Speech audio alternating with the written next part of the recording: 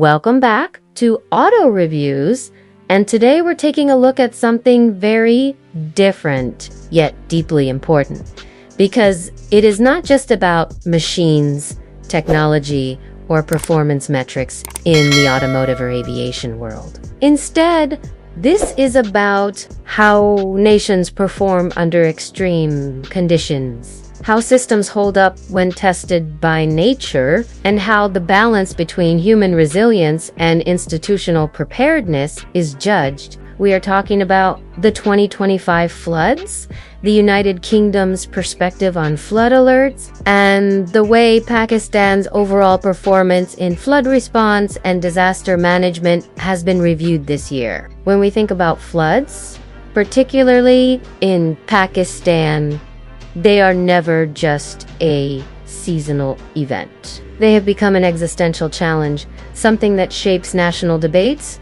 budgets, and even foreign relations. The 2025 flood alerts were among the most severe in recent years. Rivers, including the Ravi Sutlej and Chenab, swelled to extremely high levels. Torrential rain across the Himalayas and northern regions caused India to release excess dam water, which then made its way downstream into Pakistani territory. The result was immediate: emergency alerts, mass evacuations, and scenes that many of the devastation from the historic floods of 2010 and 22 from the United Kingdom's lens. There are two ways to review this. First, the technical systems, forecasting, warnings, infrastructure, and relief delivery. Second, the human response, leadership,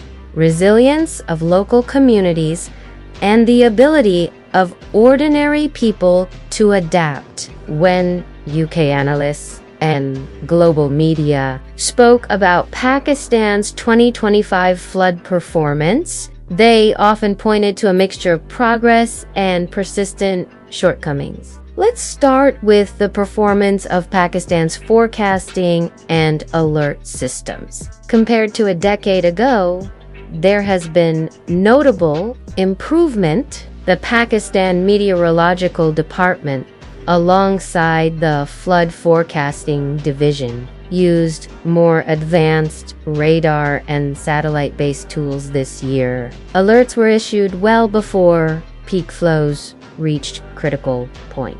For example, warnings about exceptionally high floods on the Chenab, at Trimu, and along the Indus were circulated days in advance. This allowed the National Disaster Management Authority and provincial disaster management authorities to move people early. In Punjab alone, more than 150,000 people were evacuated before floodwaters hit their villages. That number grew past 200,000 as conditions worsened. From the UK's perspective, this was a clear improvement in what they call anticipatory action. In the past, delays in communication meant that thousands were stranded before help arrived. This year, Pakistan demonstrated better coordination between federal, provincial, and district levels, at least in high-risk zones. This was not flawless, but it was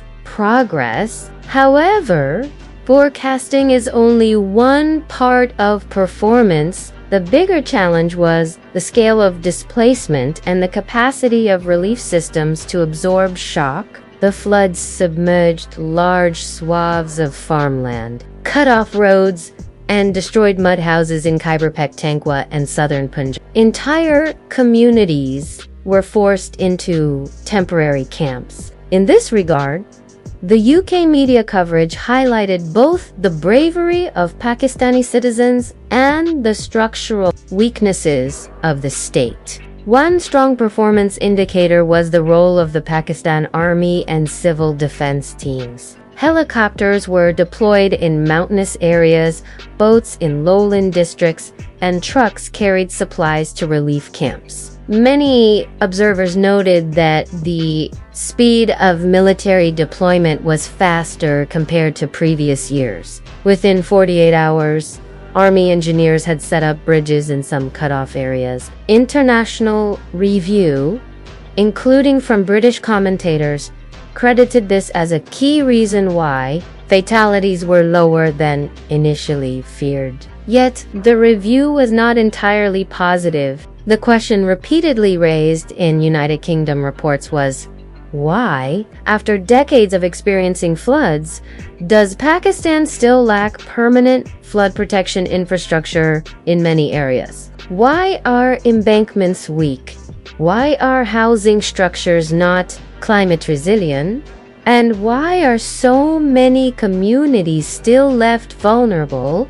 These questions cut into the heart of performance evaluation. It is not only about rescue during disaster, but prevention before disaster. To understand the performance review fully, we need to look at both the rural and urban angles. In rural Punjab, the primary performance indicator was evacuation and livestock protection. Farmers repeatedly emphasized that their livelihoods were tied to cattle, goats, and crops. When evacuations began, not all livestock could be saved. This caused massive economic stress, even though human lives were prioritized. In rural performance terms, Pakistan did better this year in moving people, but struggled with asset protection. From the UK's perspective, this is where development gaps remain wide. In urban centers like Lahore and Karachi,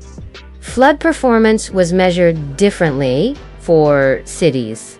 The critical indicators are drainage, electricity, continuity, medical access, and traffic management. Unfortunately, urban drainage once again failed to perform under heavy monsoon downpours. Streets turned into rivers, cars were submerged, and residents waded through waist-deep water in Karachi.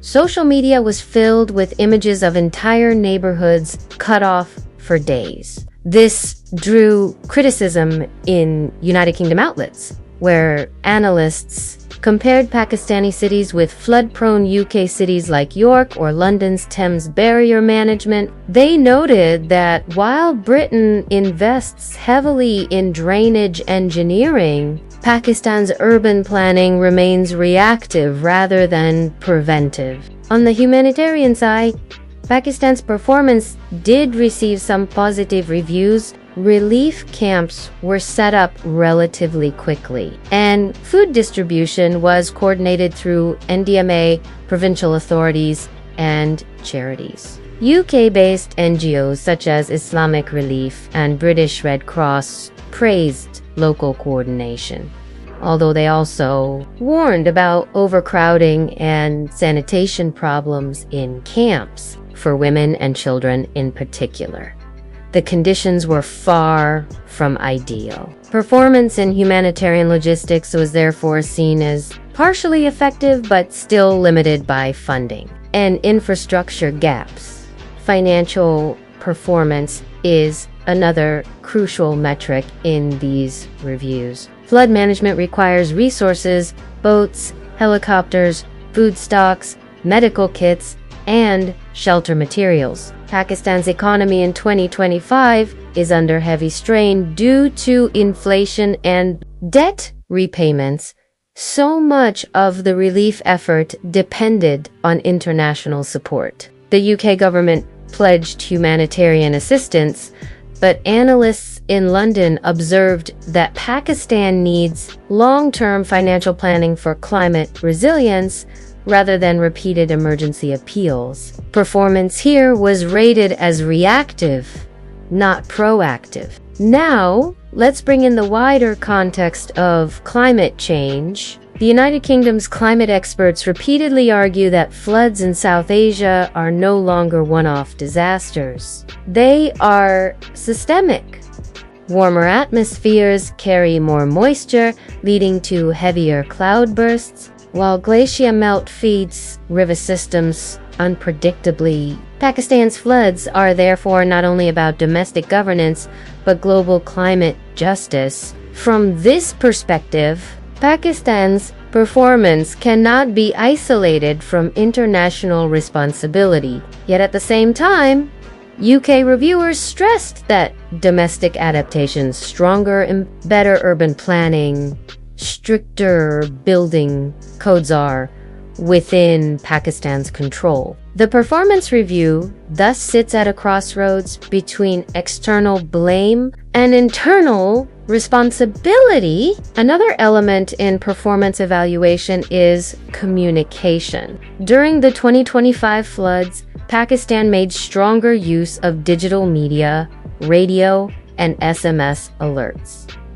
This was praised internationally. People received messages about river levels, evacuation routes, and weather forecasts. However, access in remote areas remained weak. Villagers in mountainous KP reported that mobile signals went down just as they needed alerts most. The UK media highlighted this gap, noting that without robust telecom infrastructure, alerts cannot save lives. Let's also talk about psychological and social performance. Communities under flood stress face trauma, uncertainty, and loss. Pakistan's social resilience, the ability of people to support each other, was highlighted as a major strength. Families shared shelter, neighbors helped evacuate children,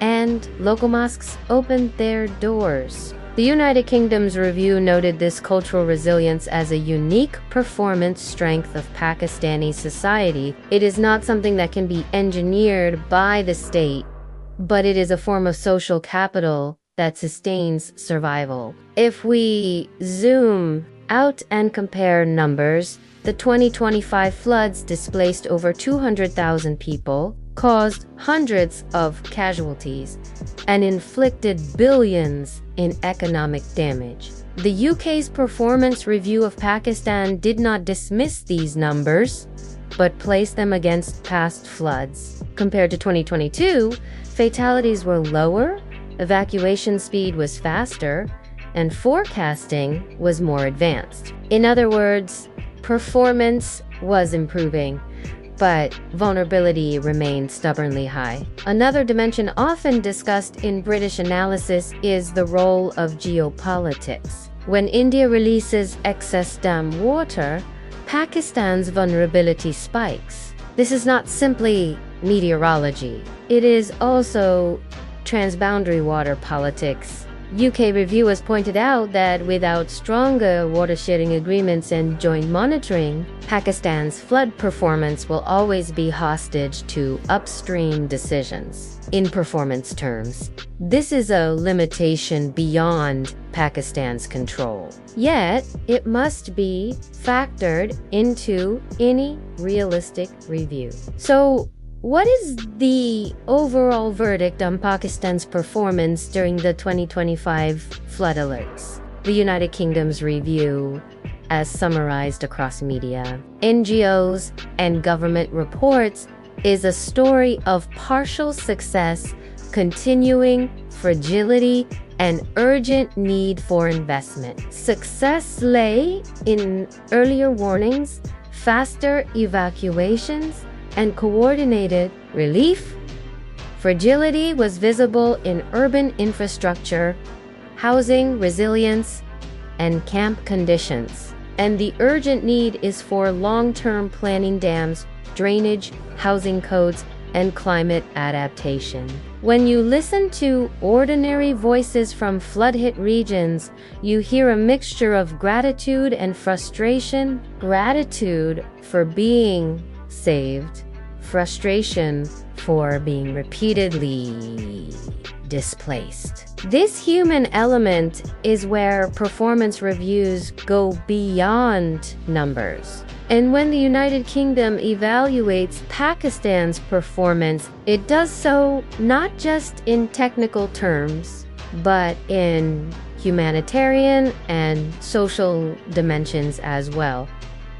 For the Auto Reviews channel. The takeaway here is about systems under stress, just as we review cars or jets for how they perform in extreme conditions. Here we are reviewing a nation's disaster management system under the extreme condition of floods. The verdict: Pakistan's 2025 flood performance showed improvement in speed, coordination, and forecasting, but continued weaknesses in infrastructure, urban planning, and financial preparedness. The UK review is balanced: credit where progress is visible, but critique where gaps remain. Looking ahead, Pakistan's performance in the coming years will depend on whether it can shift from reactive relief to proactive resilience. That means permanent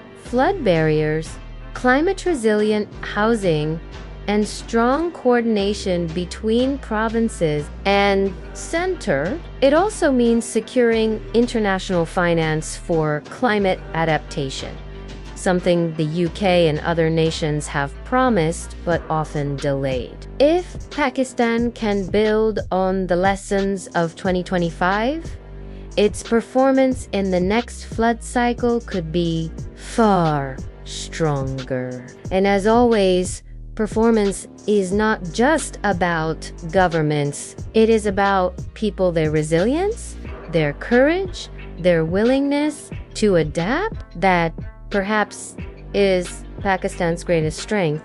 And the United Kingdom's review ultimately recognized this. So there you have it. A detailed review of the 2025 United Kingdom flood alerts and Pakistan's performance response, a story of progress, struggle, and the ongoing battle against climate-driven disasters. It's a reminder that performance reviews are not only for machines, but for nations, societies, and human systems as well. And that is what we must continue to analyze here on Auto Reviews.